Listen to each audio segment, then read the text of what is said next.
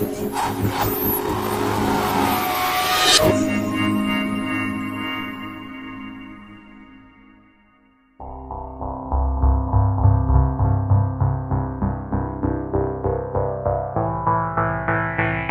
wanted to show you one of my favourite props from last year's Christmas lectures, which is a Möbius strip steel track covered in maybe 2,000 or 3,000 of these super strong neodymium magnets.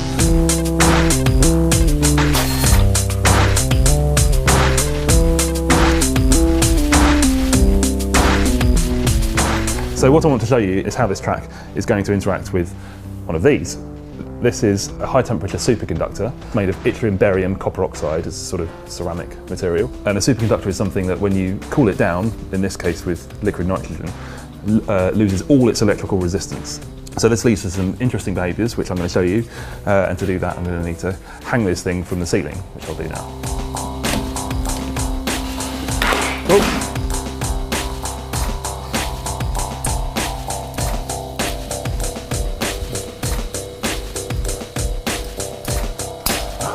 So we have one suspended, super strong, neodymium magnetic Möbius strip track.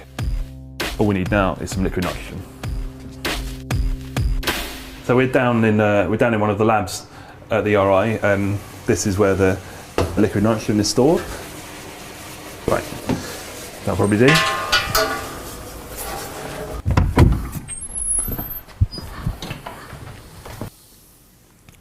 Superconductor is now cooling down, which will take a minute or so. It needs to be cooled down in situ because what I'm trying to get to is to have the superconductor kind of locked into this position. So I need to cool it down in situ above the track. I'm cooling it down past its critical temperature, the temperature at which it will become a superconductor and its electrical resistance will completely disappear, which is about minus 180 degrees. The burger tray is there, maintain a spacing between the superconductor and the track. I mentioned that we're trying to lock it into a specific position, so that is the position that we want it to take up. Just going to slide this off. This is the best way I've found of doing this. If I hold this up quickly enough, you can see there that it's actually levitating on the track. You might be able to see a gap underneath it there, sliding back and forth, levitating. Oh, and okay, there. So unfortunately, it warms up quite quickly because obviously the effect only works as long as it's at its superconducting temperature. So what's actually going on there? A good way to start to understand that is to think about how magnets interact with ordinary conductors like this copper tube.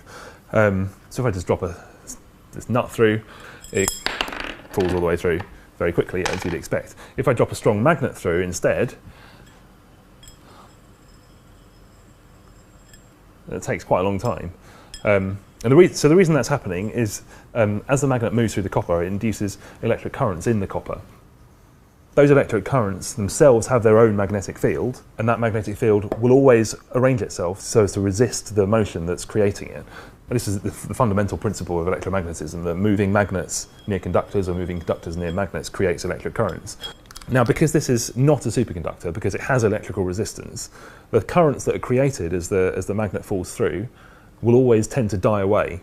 So if the magnet were, for instance, to be stopped by the electric currents, those currents would immediately die away and the magnet would start falling again. So what actually happens is it just falls slowly through the tube. If, however, this were a superconductor, those currents would not die away. As soon as you induce them by introducing the magnets into the tube, those currents would remain and would keep going even after the magnet has stopped. So if this were a superconductor, the magnets would basically be locked in the pipe. They would be effectively levitating in the pipe indefinitely. So that's part of the explanation. We're sort of halfway there. I'm going to get onto the track now. And to do that, we saw when I was demonstrating the superconductor on the track down here that the effect only lasted a few seconds. It warmed up too quickly. It warmed above its critical temperature and stopped levitating. The solution we decided on for the Christmas lectures last year was to make a little train stroke boat thing. So we've got a piece of the superconductor embedded in polystyrene with its own little reservoir for liquid nitrogen. So let's cool this down. Again, I'm going to, not a burger tray this time, a slightly different dish. Carefully pick it up, and I think, so now I can send it around, come all the way back, go back on top. This is why we made it like a Möbius strip, so it can go, so it comes back from the opposite side it went round.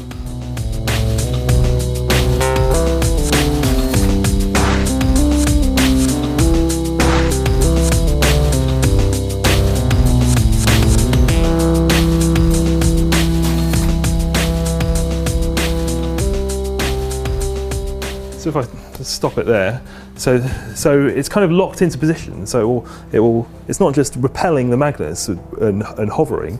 I can sort of pick it up and then stick it underneath as well, and it will hang there. So as I mentioned with the copper, when you induce electric currents in conductors with a moving magnetic field or changing magnetic flux, the electric currents that you create will always have their own magnetic field that resists that change, that resists that motion. So when it's hovering on top of here, and gravity is trying to pull it towards the track, that small motion towards sets up electric currents in the superconductor which have a magnetic field that resists that motion.